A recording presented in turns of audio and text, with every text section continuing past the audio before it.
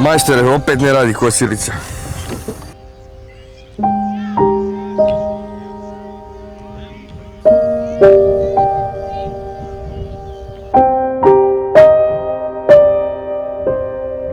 PlayStation ili pokošena trava? Pokošena trava. McDonald's ili pokošena trava? Pokošena trava. Petica u školi ili pokošena trava? Pokošena trava. Nove kopačke ili pokošena trava? Pokošena trava. Broj cure koje ti se sviđa ili pokošena trava? Pokošena trava. Da zabiješ gol na sljedećoj utakmici ili pokošena trava? Ja bi oba dvoje. Nova kosilica ili pokošena trava? To je isto. Postani kotačić našeg stroja. Doniraj za novu kosilicu.